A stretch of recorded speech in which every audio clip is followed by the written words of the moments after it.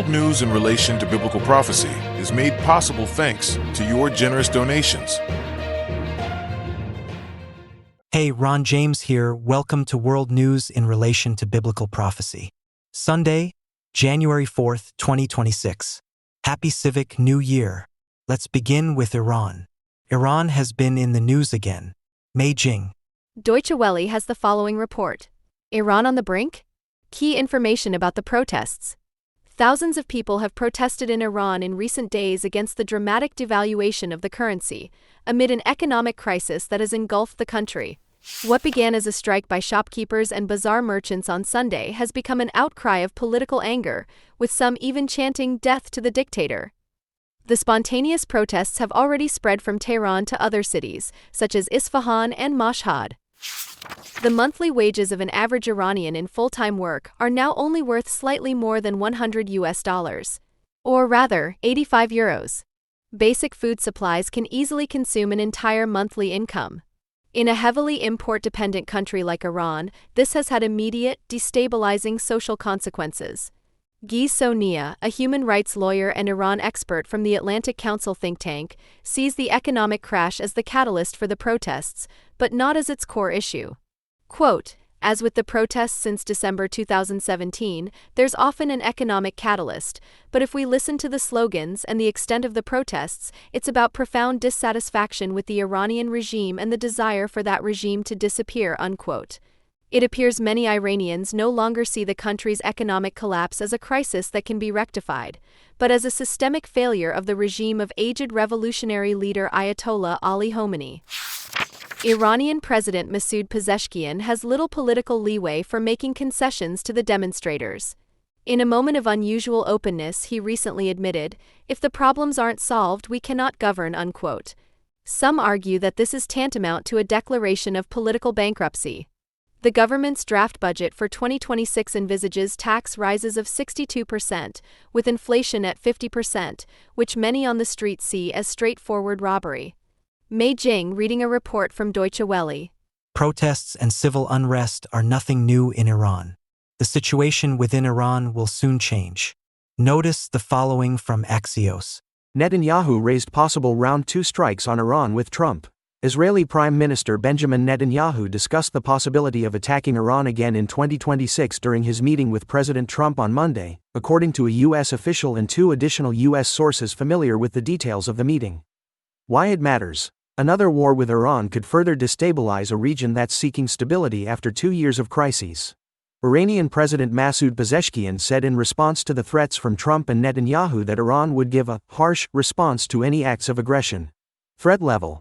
Some U.S. and Israeli officials think the likeliest spark for an Israel-Iran war in the near term is miscalculation, with one side trying to preempt a suspected attack by the other. Just last week, Israeli officials warned the Trump administration that a missile exercise by Iran's Revolutionary Guards could be a cover for a strike. This is Walter Groening, reading a report from AxiosNews.com.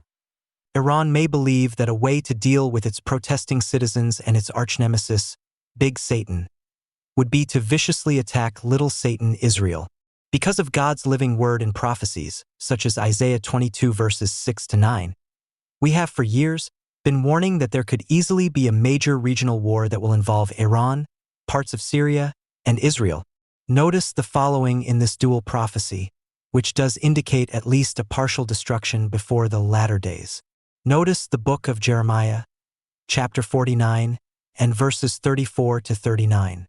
The word of the Lord that came to Jeremiah the prophet against Elam, ancient Persia, which is Iran today, in the beginning of the reign of Zedekiah king of Judah, saying, "Thus says the Lord of hosts, Behold, I will break the bow of Elam, the foremost of their might. Against Elam I will bring the 4 winds from the 4 quarters of heaven, and scatter them toward all these winds. There shall be no nations where the outcasts of Elam will not go. For I will cause Elam to be dismayed before their enemies and before those who seek their life. I will bring disaster upon them, my fierce anger, says the Lord. And I will send the sword after them until I have consumed them. I will set my throne in Elam, and will destroy from there the king and the princes, says the Lord." Verse 39. But it shall come to pass in the latter days, I will bring back the captives of Elam, says the Lord. Indeed, this terrible fighting between the Palestinians and Israelis is a cause to watch, reference Mark 13 verse 37. Sadly, this Iron Dome will not prevent this twofold prophecy of Isaiah chapter 22 from being fulfilled. Elam appears to be a reference to at least some in Iran, and some believe Kur is an area in southern Iran, while others suggest it is closer to the Black Sea. God's living word tells of a time when Kur will be utterly destroyed, Isaiah 15 verse 1, as well as Syria's capital, Damascus, Isaiah 17 verse 1. So, while these latest Iranian protests are not yet the end for that Iranian regime, it is getting closer to the time when Iran will be neutralized in accordance with God's living word in prophecy. Well, greetings, folks. Happy Civic New Year. This is Forrest, and most people just call me Forrest. Also, in the news for this week of the 4th of January 2026, the US dollar didn't do very well in 2025 with the current markets. Now, to be fair, notice the following in relation to the Russian ruble and Crooked Joe. May Jane, you have that report from Voice of America. Why, yes, I do, Forrest. It's barely an inconvenience. Why are you stuttering? I really don't know. Well, Russia's ruble rebound raises questions of sanctions' impact. The ruble is no longer rubble. President Joe Biden promoted the success of the sanctions, some of the toughest ever imposed on a nation. While he was in Poland last week, he stated, roll that quote. The ruble almost is immediately reduced to rubble. This is Mei Jing reading a report from voiceofamericanews.com. Of course, as usual, Sleepy Joe was wrong about his sanctions destroying the Russian ruble. Here's the Financial Times, which you have to give up some of your own finances to read online about the US dollar in 2025. You have that report, Mia? Dollar on track for steepest annual drop for almost a decade. The US dollar is heading for its steepest annual drop since 2017, with Wall Street banks predicting further weakness next year as the Federal Reserve presses ahead with interest rate cuts. The greenback has slumped 9.5% against a basket of major currencies this year, after U.S. President Donald Trump's trade war sparked fears for the world's biggest economy and cast doubt over the dollar's traditional status as a haven for investors. The euro has had the biggest gain of the major currencies against the faltering dollar, surging nearly 14% to above $1.17, a level last reached in 2021. While the dollar's initial weakness was triggered by Trump's launch of aggressive tariffs against the U.S.'s trading partners in April, it was at one point down 15% against major currencies before regaining some ground. The Fed's resumption of rate cuts in September has kept it under pressure. This is Mia reading a report from the Financial Times Online. Thank you, Mia. Very nice job. Also, notice this from the Business Insider, read by Duncan Cattle. Duncan. The dollar has been the weakest major currency in 2025. Here's what that means for everyday Americans. The US dollar has declined against all of its main global peers in 2025, and the dollar index, which measures the greenback against a basket of foreign currencies, is down 10% this year. This is Duncan Cadell, reading a report from the Business Insider. The Economist also posted, The dollar's dominance is being challenged more and more, but not so much as to knock its position as the world's reserve currency. For developing countries, a weaker greenback is usually good news. Poor country governments borrow more in dollars than rich ones, so their debt bills get slashed. In the first 6 months of 2025, the dollar's value fell by about 10% against other rich world currencies. But this time things were different. Most politicians in poor countries were aghast. Mei Jing reading a report from November the 12th, 2025, TheEconomist.com. Indeed, the US dollar is being replaced. Be sure to listen to our world news in relation to biblical prophecy for the week of November 28th, 2025.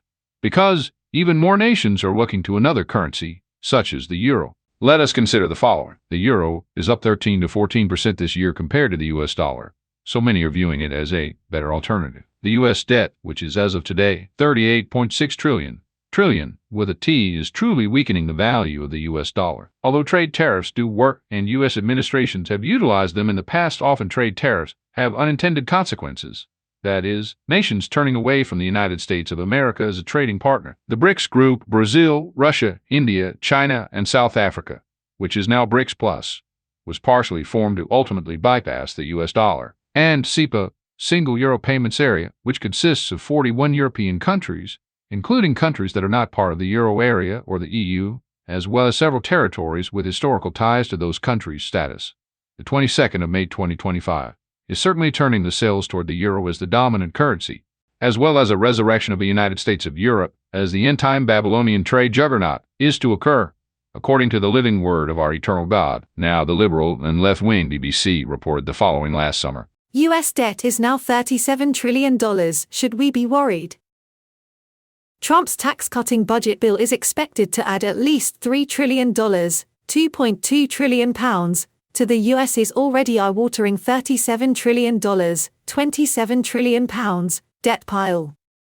There is no shortage of critics of the plan, not least Trump's former ally Elon Musk, who has called it a disgusting abomination. The growing debt pile leaves some to wonder whether there is a limit to how much the rest of the world will lend Uncle Sam. Those doubts have been showing up recently in the weaker value of the dollar and the higher interest rate investors are demanding to lend money to America. So what might that trauma look like? The first option is a drastic reduction in government spending, a big increase in taxes, or both. Ray Dalio suggests that cutting the budget deficit from its current 6% to 3% soon could head off trouble in the future. Trump's new budget bill did cut some spending, but it also cut taxes more, and so the current political trajectory is going the other way. Secondly, as in previous crises, the U.S. central bank could print more money and use it to buy up government debt, as we saw after the great financial crisis of 2008. But that can end up fueling inflation and inequality, as the owners of assets like houses and shares do much better than those who rely on the value of labor. The third is a straightforward U.S. default. Can't pay, won't pay. Given that the full faith and credit of the U.S. Treasury underpins the entire global financial system, that would make the great financial crisis look like a picnic. Cleanest dirty shirt. So how likely is any of this? Right now, mercifully, not very. This is Gina Katz, reading a report from the BBC. Thanks, Gina. I've read that report. It continues just throwing more dirt on the $38 trillion debt. Also, notice this report from ConsumerAffairs.com. General United States' debt and President's statistics. During Barack Obama's presidency, the United States' total outstanding debt increased by almost $8.34 trillion, the biggest dollar increase of any president. In terms of percentage change, Abraham Lincoln's term had the highest increase at 2,860%, increasing the United States' debt from about $90.6 million in 1861 to $2.68 billion in 1865 when he was assassinated. Oh, let's see, that report from Consumer Affairs was dated the 7th of November 2024. Now, while God's living word in prophecy does show us that gold and silver will one day be considered garbage, and will not be able to deliver nations from their loss of sovereignty, Ezekiel 7:19. It will, however, still have value even after the United States of America loses her sovereignty, is neutralized, and stripped of any real power. See Daniel 11:39-43. Yes, sadly, the U.S. dollar will collapse, and some type of European-backed currency will replace it, possibly the euro, or perhaps another type of international currency. The U.S. dollar will one day become just like the German Reichsmark became because of hyperinflation in 1945. The U.S. dollar will be worth no more than the paper it's printed on, that's burned to keep warm. Thank you for listening. This is Forrest. Everybody just calls me Forrest. Until next report, have a wonderful week.